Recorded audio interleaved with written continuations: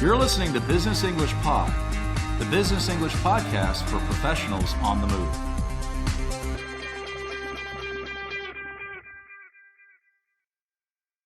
Welcome back to Business English Pod. My name's Edwin, and I'll be your host for this episode, in which we're going to take another look at one of our most popular and important podcasts. Today, we're talking about using the telephone. This is something we all do, but we don't all do well. Talking on the telephone has become an extremely important part of business. You need to be able to answer a call professionally and create a good image of yourself and your company with only your voice.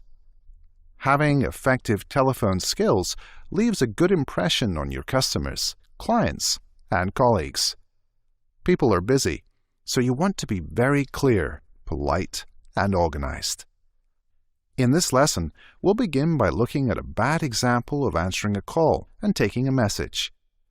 We'll discuss why it's a bad example, and then we'll go into a good example of answering a call. I'm sure you'll see a clear difference. Before we listen, let's talk a bit about the basics of handling a call.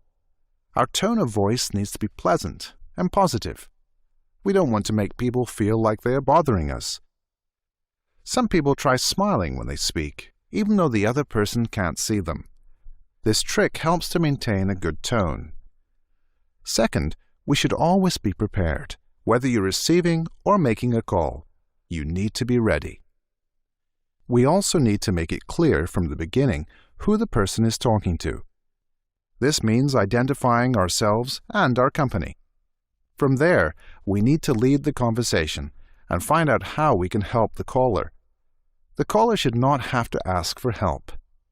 And finally, we need to remember that listening is half of the conversation. We need to listen and respond to what the other person is saying. For our bad example, we'll listen as Justin, an employee with Trevesco, calls a shipping company called Daneline. Justin is hoping to speak with Sylvie Peterson, but it is a receptionist named Amy who answers the phone.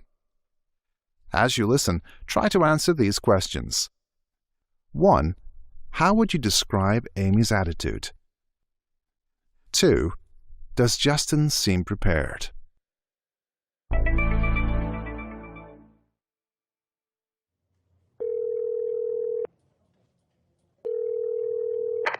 Hello?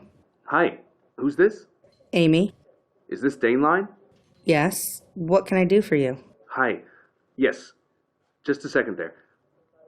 There it is. May I speak to Sylvie Peterson? Sylvie! Sorry, she's not here.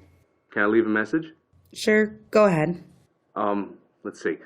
My name is Justin Thomas. I'm with Trevesco. It's about the construction schedule for 2008. And my number is, wait a second, 390-929-2107. Sorry, could you say that again? I'm looking for a pen. Which part? All of it? Okay, what's your name?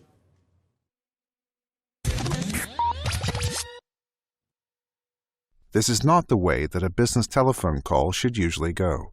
Neither Amy or Justin did a very good job, did they? So what exactly is the problem? We know the basics of what makes a good call. So what is wrong with Amy and Justin? Hello? Hi, who's this? Amy? Is this Daneline? Yes. What can I do for you? Let's begin with how Amy answers the phone. She simply says, "Hello." That may be what you say when you answer your telephone at home, but it's not okay in a business setting. Amy doesn't say her name or her company's name. She also doesn't ask how she can help the caller. And listen to her voice. Is it pleasant? Does it make the caller feel good about the interaction? Think about the impression this makes. Justin has to ask who is answering the call and make sure that it is actually the right company. Remember, the person who answers the phone should make it clear who the person is calling. Finally, Amy asks the caller what she can do. Hi. Yes. Just a second there. There it is. May I speak to Sylvie Peterson? Sylvie! Sorry, she's not here. Can I leave a message? Justin needs to work on his skills as well. He's really not prepared for this call and has to take a moment to figure out who he actually wants to speak with. Of course, Amy should put Justin on hold while she looks for Sylvie Peterson. But she doesn't. She just puts the phone down and calls out Sylvie. Again, this is something that might happen at home, but should definitely not happen at work. Notice too that it is Justin who asks if he can leave a message. That's something Amy should have asked. And how does she handle it? Sure, go ahead. Let's see. My name is Justin Thomas. I'm with Trevesco. It's about the construction schedule for 2008. And my number is, wait a second, 390-929-2107. Sorry, could you say that again? I'm looking for a pen. Neither speaker is really prepared. Justin's not sure of his own number, and Amy doesn't have a pen handy, even though she told Justin to go ahead with his message. Amy really needs to be better prepared and be a better listener. Now, let's leave the bad example behind. You have seen quite clearly what we should not do. We'll listen to a good example of answering a call. This time, we'll hear Mark Rand, who has replaced Justin. Mark is calling Daneline, and Amy has obviously received some telephone training. As you listen, try to answer these questions. 1. What information does Amy include in her first sentence? 2. How does Mark Rand introduce himself?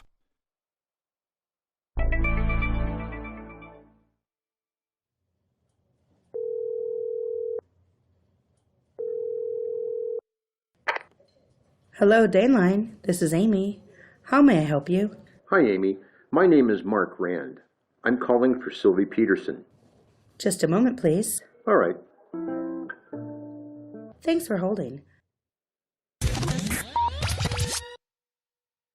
This sounds a lot different from the bad example, doesn't it? Mark and Amy accomplish as much in 2 lines as Justin and Amy did in 6. First, Amy answered the phone very professionally. Hello, Daneline. This is Amy. How may I help you? In this simple sentence, Amy has included the 4 important parts of answering the phone: the greeting, her company name, her name, and an offer of help.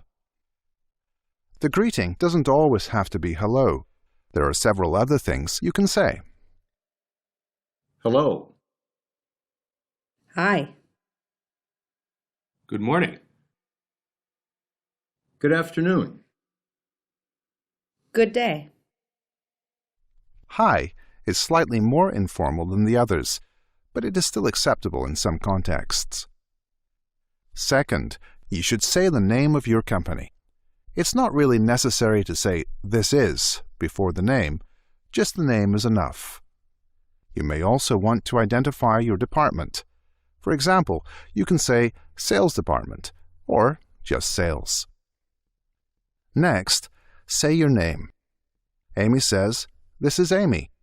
Notice that she doesn't say "I am Amy," which is never used on the telephone. And remember that we don't say "this is" in other situations like when we're answering a door or introducing ourselves face to face. How else can we say our name on the telephone? My name is Sebastian. This is Ray Turner. Pat here. Finally, you should make an offer to help, like this. How can I help you? What can I do for you? These are the 4 parts of a standard telephone greeting in North America. In some situations, we might omit certain parts or leave them out. For example, if we know that this is an internal call, from inside your own company, then you might just say your name and department. Still, many companies expect the four-part greeting at all times. And if you're not sure whether the call is external or internal, remember that it's always better to be too formal than too informal. Why don't we practice this four-part greeting? You will hear a prompt. Use the ideas in the prompt to practice the four-part greeting. Morning. Dave. Dixon Construction. Help.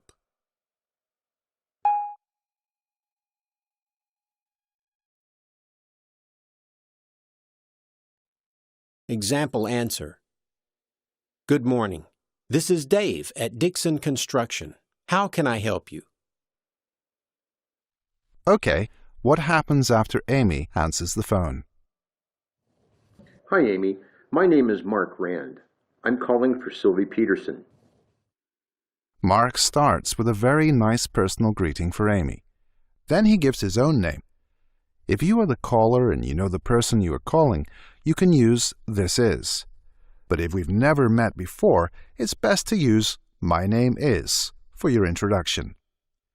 In this case, you could also mention the company you work for, but it's not necessary. Mark then states the purpose of his call. He wants to talk to Sylvie Peterson, and he uses the expression, "I'm calling for."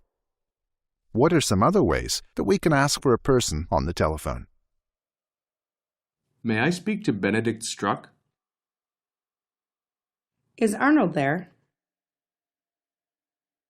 Yes, I'm calling to speak to Ravi Montero. Now, Amy needs to check whether Sylvie is available, and to do this, she puts Mark on hold. Just a moment, please. All right. There are a couple of other ways that Amy could have done this. Could you hold, please? Would you mind holding, please? Don't forget to actually listen for the caller's answer when you ask if the person can hold. Mark says, "All right," and waits to find out whether Sylvie is in. And you'll have to wait as well.